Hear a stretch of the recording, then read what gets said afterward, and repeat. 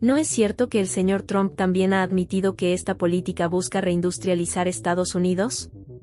La lógica es que si traer un producto desde Canadá o México se vuelve demasiado caro por los aranceles, lo que se espera es que las empresas opten por volver a fabricar dentro del país, ya que eso evitaría tener que pagar dichos aranceles. ¿Te imaginas que uno de los economistas más influyentes del planeta dijera que México está superando a Estados Unidos en riqueza real? Pues eso fue lo que afirmó el reconocido banquero y analista Richard Wolff, quien ha hecho temblar a muchos con sus recientes declaraciones al señalar que México está emergiendo como el país más rico del mundo, mientras el imperio estadounidense comienza a derrumbarse. Según él, estamos frente a un nuevo orden económico donde México toma el liderazgo. Déjame un comentario con la palabra banquero mexicano si estás de acuerdo con su visión. Y si crees que tiene razón, no olvides suscribirte y darle like. Ahora bien, no voy a discutir lo que es evidente. Me alegra que sonrías, porque es bastante claro que un empresario en México o Canadá estaría completamente loco si decidiera mudarse de inmediato a Estados Unidos. ¿Por qué? Porque no sabe cuánto tiempo durará esa política de Trump. No tiene ninguna garantía de que esa medida se mantenga una vez que él ya no esté en el poder. Además, relocalizar la producción es muy costoso.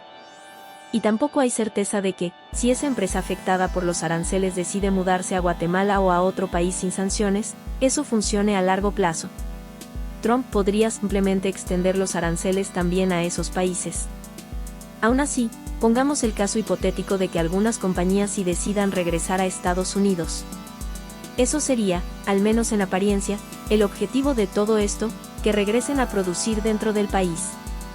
Si eso ocurre, la demanda de trabajadores locales aumentaría porque ya no se contrataría mano de obra mexicana o canadiense, sino estadounidenses. Y ahí viene la parte interesante, la oferta de trabajadores está disminuyendo, mientras que la demanda sube. ¿Qué nos dice la ley de oferta y demanda en ese escenario? Que los salarios subirán. Y bastante. ¿La razón? Porque ya no podrás explotar a los trabajadores estadounidenses de la misma manera en que lo hacías con los extranjeros.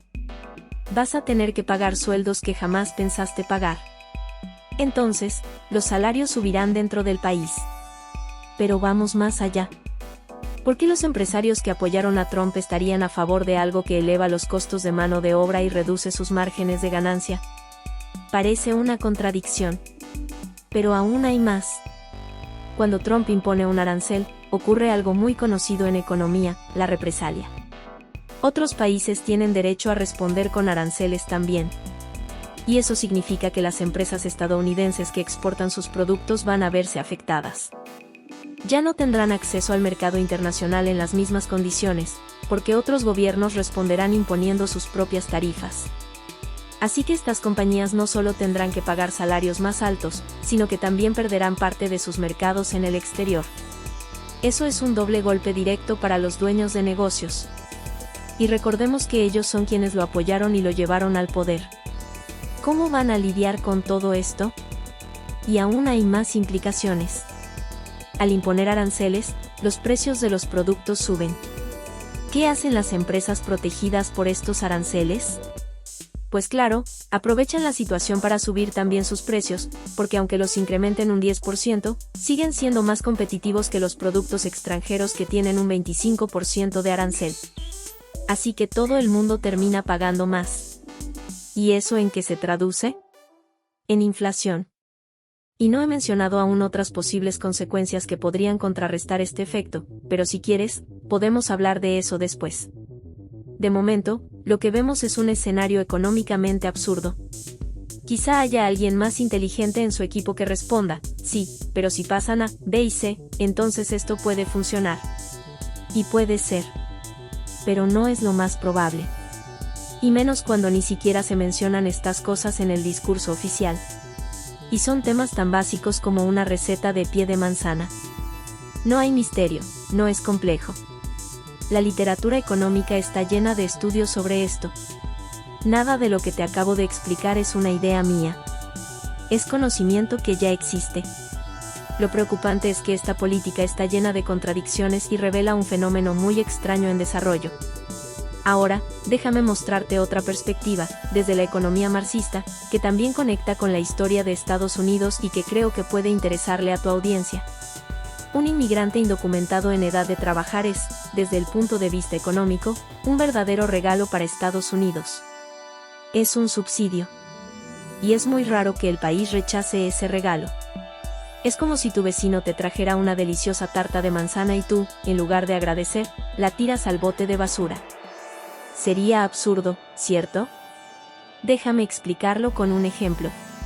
Imagina una joven guatemalteca de 20 años que llega a Estados Unidos. Esa joven ya ha representado un gasto enorme para Guatemala. Durante 2 décadas, alguien tuvo que alimentarla, vestirla, darle un lugar donde vivir, educarla.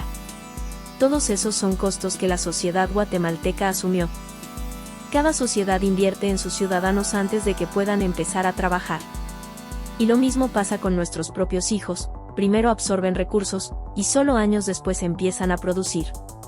Pues bien, en este caso, Estados Unidos no invirtió nada en esa joven. No la alimentó, no la educó, no le dio techo. Todo ese trabajo lo hizo Guatemala. Desde el punto de vista estadounidense, fue gratis. Para ellos no, pero para nosotros sí. Y apenas esa joven cruza la frontera, empieza a trabajar. Y como en toda economía basada en el sistema marxista de análisis, si le pagan, digamos, $10 por hora, o incluso el salario mínimo federal de 7 pesos con 25 centavos, está claro que su trabajo produce más de lo que cuesta. Porque si no, ningún empleador la contrataría. Nadie paga un sueldo si no espera recibir más valor a cambio. Eso es lo que Marx llamó excedente. Así que este trabajador genera una ganancia para el empleador. No solo no costó nada traerlo, sino que ahora está produciendo beneficios que fortalecen la economía estadounidense. Es una ganancia, no una pérdida. Incluso si, de vez en cuando, algunos cometen errores o delitos, las estadísticas del FBI muestran que los inmigrantes indocumentados cometen menos crímenes que los nacidos en el país. Lo cual tiene sentido, no pueden arriesgarse a ser deportados. Así que, en resumen, estos inmigrantes representan un subsidio silencioso para Estados Unidos. Y eso nos lleva a un punto crucial en la historia del país. Durante gran parte del siglo XX, la grandeza del sistema capitalista estadounidense se basó en su capacidad de absorber, una y otra vez, oleadas de inmigrantes que venían a trabajar y generaban riqueza sin haber costado nada al sistema. Deportarlos hoy es una señal de debilidad. Es como si una empresa de tecnología le dijera al gobierno, no, gracias. No queremos los miles de millones en subsidios que nos ofrecen. Nadie haría eso. Sería una tontería. Y eso es exactamente lo que está haciendo Estados Unidos al deportar inmigrantes, renunciar a un subsidio directo. Pero hay algo más. En el pasado, Estados Unidos tenía un sistema que funcionaba de manera muy distinta. Se les ofrecía a los inmigrantes los trabajos más duros, los barrios más pobres, las escuelas más abandonadas. Pero con el tiempo, venía otra oleada de inmigrantes, y los que ya estaban podían ascender. El sistema se autoalimentaba. Quienes llegaron primero pasaban al siguiente nivel, mejores casas, mejores empleos, mejor educación. Y eso se convertía en una narrativa poderosa, una especie de mito nacional, el sueño americano, la movilidad social, el país donde todo es posible si trabajas duro. Eso es lo que se vendía al mundo. Incluso se escribían libros al estilo Horatio Alger, exaltando ese camino desde la pobreza hasta el éxito. Pero ya no podemos hacer eso. Ya no existe la movilidad que se prometía antes. Ahora, el sistema tendría que convencer a los propios ciudadanos nacidos en Estados Unidos de que acepten esos trabajos miserables, de que vivan en esos barrios olvidados. Y eso no va a pasar. Ya no hay mitos que respalden ese descenso social. Ya no puedes disfrazarlo como una etapa temporal del ascenso. Y eso revela una verdad muy dura, la debilidad del capitalismo estadounidense actual. Esa es la señal de que el imperio está llegando a su fin. Ya no domina el mundo con su moneda. Ahora tiene que compartir ese rol con el euro, el yuan y otras divisas fuertes. El dólar ya no reina solo. Pero nadie quiere admitirlo. Nadie quiere hablar del colapso de esa hegemonía. Ni siquiera el presidente. En lugar de afrontar esa realidad, Se inventan temas ridículos como cambiarle el nombre al Golfo de México o comprar Groenlandia. Es puro teatro. Y por eso esta discusión sobre los aranceles se vuelve irrelevante, porque no tiene conexión real con los problemas fundamentales que enfrenta el país. Todo está basado en la fanfarronería. Trump dice que va a castigar a tal o cual país, que va a hacer que los europeos paguen más, pero todo eso es superficial. Yo suelo querer explicar bien estas cosas, pero no siempre tengo tiempo. Hoy ustedes me han dado ese espacio y lo agradezco. ¿Por qué Trump insiste tanto en los aranceles? Porque puede hacerlo. Así de simple. Hay una ley aprobada hace años que le permite imponer aranceles sin pasar por el Congreso. Es una herramienta de poder que puede usar sin pedirle permiso a nadie. Por eso lo hace. No porque sea la mejor opción. No porque sea eficaz. Sino porque puede. Y eso le da una imagen de poder, de control. Como si lanzara rayos al estilo de Zeus en la mitología griega. Y por eso todos terminamos hablando de aranceles, aunque la mayoría de la gente ni siquiera entiende cómo funcionan. Si yo fuera más cruel, me burlaría de todos los políticos que hablan de esto sin tener idea de lo que están diciendo, empezando por Trump. No lo digo con odio. Él simplemente no sabe. Y cuando uno no entiende de lo que habla, tarde o temprano eso se le vuelve en contra. Y así será. Porque tanto los canadienses como los mexicanos ya están reaccionando. Y ni siquiera hemos tocado el tema de México. Así que hagámoslo. Hablemos entonces de México. La mayoría de los inmigrantes indocumentados que serían deportados por las políticas de Trump son latinoamericanos, y dentro de ese grupo, el mayor porcentaje viene de México. Así que, si esas deportaciones ocurren, la mayoría terminarán regresando a territorio mexicano. Desde un punto de vista económico, hay que entender lo siguiente: esas personas tenían empleos en Estados Unidos. Y, aunque sus sueldos no fueran muy altos, una parte de ese dinero la enviaban de regreso a sus familias en México. Ese apoyo financiero es lo que en economía se conoce como remesas. Y cuando estamos hablando de millones de personas haciendo esto al mismo tiempo, las remesas se convierten en una fuente enorme de ingresos para la economía mexicana. Muchas comunidades rurales en México dependen de ese dinero para sobrevivir. Así que, si esas remesas desaparecen porque los inmigrantes son deportados y ya no pueden enviar dinero, eso golpeará directamente a la economía local. Pero eso no es todo. También está el tema de los aranceles. Gran parte de la producción industrial de México está orientada a exportar al mercado estadounidense. Si Estados Unidos impone aranceles a esos productos, la consecuencia directa es una caída en las exportaciones mexicanas. Y no estamos hablando de productos de lujo. Se trata de artículos básicos, electrodomésticos, autos. Muchos de los coches que circulan en Estados Unidos están ensamblados en México. Así que la industria mexicana sufriría un golpe muy fuerte si los estadounidenses dejan de comprar esos productos debido al aumento de precios por los aranceles. El resultado sería el despido de miles de trabajadores en México.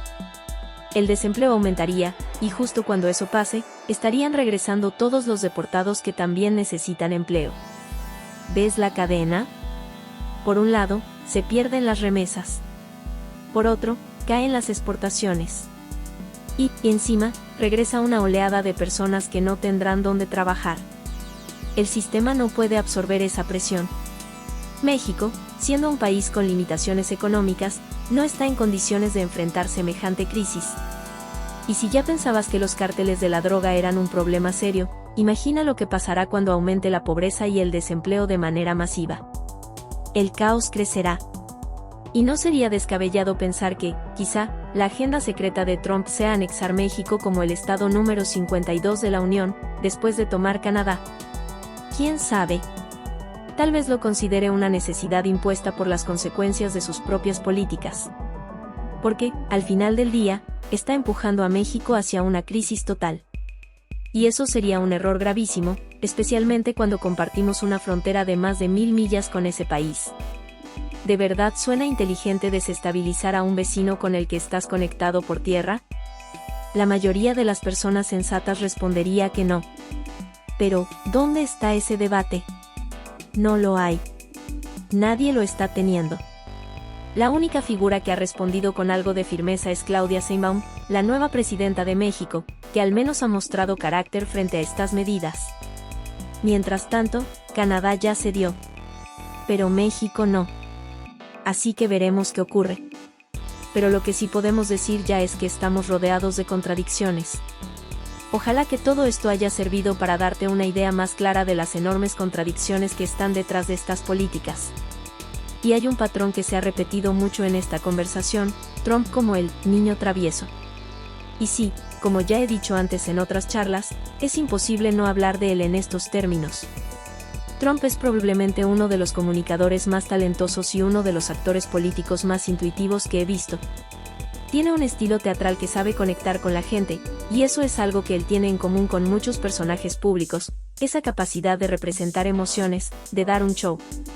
Esa habilidad suya es algo que se nota enseguida, aunque a veces uno no la vea en uno mismo. Es curioso cómo eso funciona. Y ahí es donde entra otro personaje, Victor Davis Hanson, que también ha hablado mucho sobre Trump. Ya que estamos usando metáforas teatrales, mencionemos que él analiza las tácticas de comunicación de Trump como si fueran parte de una obra muy bien ensayada. Hanson probablemente estaría de acuerdo con describir a Trump como un niño travieso, pero él ve en su discurso una estrategia muy eficaz. En su opinión, Trump tiene una retórica que funciona. Por ejemplo, Hanson habla de el arte de la negociación y sostiene que muchos de los movimientos que parecen provocadores en realidad tienen un propósito táctico. Y como tú mencionaste estos temas, me parece interesante analizarlos. Empecemos por uno en concreto, ¿cuál es el objetivo detrás de sugerir que Canadá debería convertirse en el estado número 51? ¿Qué sentido tiene eso? ¿Cuál fue el resultado? Personalmente, no creo que haya aportado nada nuevo ni útil. Y si alguien como Hanson pudiera explicarme por qué considera eso una jugada inteligente, me encantaría escucharlo. Desde mi perspectiva, todo esto no es más que fanfarronería. Y es ahí donde entra el verdadero poder de Trump, ha descubierto que esa actitud le funciona. Creo que hay una razón psicológica muy profunda detrás de esto. Trump conecta con una gran parte de la población estadounidense que está frustrada, enojada, resentida, pero que no tiene el tiempo, la energía, ni la formación para canalizar ese enojo de una forma estructurada. Y entonces aparece él, diciendo cosas que ellos también dicen en voz baja, en reuniones familiares o después de unas cervezas. Cosas como, estos canadienses nos están robando, o, los mexicanos están tomando nuestros empleos. Comentarios que antes se soltaban al aire, sin que nadie los tomara muy en serio. Pero ahora, con Trump, ese tipo de frases se validan. Y eso le da a su audiencia una sensación de conexión, de poder. Él quizá no sea totalmente consciente de lo que está haciendo, pero tengo la impresión de que sí. Recordemos lo que dijo al principio de su carrera política, que podría dispararle a alguien en la Quinta Avenida y aún así no perdería apoyo. Eso demuestra que entendió algo muy profundo sobre el estado emocional de muchos estadounidenses. Su vida y la de ellos resonaban en el mismo tono. Él fue despreciado por las élites corporativas. Sí, tuvo una infancia privilegiada, su padre le dejó una fortuna y una base inmobiliaria fuerte en Brooklyn. Así que decir que se hizo a sí mismo es una mentira. Pero eso se usó en su contra. Lo criticaron por no haber llegado a donde está por mérito propio. Y no destaca por ser un gran pensador. Nunca fue brillante en la escuela. Tampoco era disciplinado, bebía, se metía en problemas. Nunca fue un modelo de conducta. Se libró del servicio militar por un supuesto problema en los pies. No aprendió lo que muchos aprenden en la universidad, cómo comportarse en ciertos círculos, cómo vestirse, cómo hablar, cómo moverse entre las élites. Yo, por ejemplo, aprendí que para encajar necesitabas cosas como una chaqueta de tweed con parches en los codos, aunque no la necesitaras. Aprendí a hablar, a presentarme. Mis padres eran inmigrantes y no hablaban inglés, así que yo mismo no lo hablé hasta los 5 años. Primero aprendí alemán y francés. Pero luego me adapté, me eduqué, y entendí cómo moverse en ciertos espacios. Trump no hizo eso. Nunca se adaptó.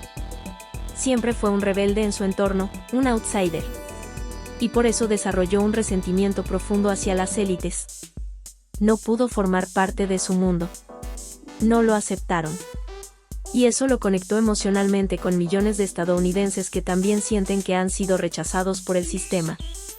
Ellos se identifican con su rabia, con su desprecio hacia los que se creen mejores. Y eso le da una base de apoyo sólida. Lo entiendo. No comparto ese análisis, pero entiendo por qué ocurre. Hay quienes, como el señor Anson, viven en el mundo de las élites y ven a los sectores pobres como problemáticos. Y hay otros que ven a las élites como opresores. Ambos extremos comparten una cosa, un resentimiento mutuo. Pero yo no creo que ninguno de los dos tenga el análisis correcto. Incluso el término élite ya no significa mucho para mí. Claro que hay diferencias entre alguien que vive en California y alguien que vive en Tennessee. Trabajan en industrias distintas, tienen entornos distintos y formas distintas de ver el mundo. Pero eso siempre ha sido así. No es nada nuevo. Usarlo como excusa para dividir al país es un juego peligroso. Entiendo por qué lo hacen. Entiendo que es útil políticamente. Pero no me gusta, porque sé a dónde puede llevar. Y, aunque espero que no lleguemos a ese punto, también sé que el odio y la división no tienen buenos finales. Escuchar a alguien justificar todas estas posturas como si fueran razonables, cuando en realidad se basan en emociones crudas, resentimientos personales y falta de análisis serio, es preocupante. Es como ver a alguien armar un argumento sin bases reales, solo apoyado en gestos, amenazas, frases pegajosas y fanfarronería. Pero eso es justamente lo que funciona con un sector del público. Y es importante entender que todo esto no es solo un tema de política o economía, sino también de psicología colectiva. De cómo un líder puede canalizar la frustración generalizada y convertirla en poder político. Trump lo logró, no porque tenga ideas profundas o planes detallados, sino porque sabe leer las emociones de las masas. Sabe cómo hablarles. Sabe cómo validarlas. Y eso, aunque sea muy efectivo, también es muy peligroso si no hay sustancia detrás. Volviendo al tema de los aranceles, su implementación no tiene nada que ver con ser la mejor herramienta económica. No se hace porque sea lo más eficaz o lo más justo, sino simplemente porque puede hacerlo. Y ese es el fondo del asunto. Es la herramienta que le permite actuar sin restricciones, sin pasar por el Congreso, sin tener que negociar con nadie. Es su botón rojo, y lo está usando. Pero las consecuencias ya están a la vista: represalias internacionales, inflación interna, aumento del costo laboral, caída de exportaciones, presión migratoria hacia el sur, crisis en México, desempleo, y un país cada vez más dividido. Todo esto, mientras se mantiene una narrativa de fuerza y control que solo es eso, narrativa. Y ahí está el peligro. Que nos dejemos llevar por la superficie y no miremos lo que realmente está pasando en el fondo. Que aplaudamos las frases hechas, los espectáculos, los gestos vacíos, mientras el sistema colapsa poco a poco desde dentro. Porque al final, como decía el propio entrevistado, nada de esto es nuevo. No hay aquí ninguna idea revolucionaria ni propuesta brillante. Todo lo que se está diciendo ya ha sido analizado antes por la economía, por la historia y por la teoría política. Lo que sorprende es que se ignore todo ese conocimiento acumulado y se prefiera el espectáculo. Y sí, tal vez, como se dijo en la conversación, Trump no sabe mucho de lo que habla. Pero el problema no es solo él. El verdadero problema es que millones lo escuchan, lo siguen y actúan en consecuencia. Así que, mientras Canadá cede, México resiste. Y en medio de todo este caos, seguimos sin tener un debate real, honesto y profundo sobre lo que realmente está en juego. Solo tenemos discursos vacíos, fanfarronadas teatrales y una peligrosa desconexión con la realidad. Espero que estas ideas hayan servido para darte una visión más clara, más crítica y más amplia de lo que realmente está pasando detrás de estos movimientos políticos y económicos. Porque en el fondo, lo que está en juego no es solo el comercio o la migración, sino el rumbo completo de un imperio que se niega a aceptar que ya no es lo que era.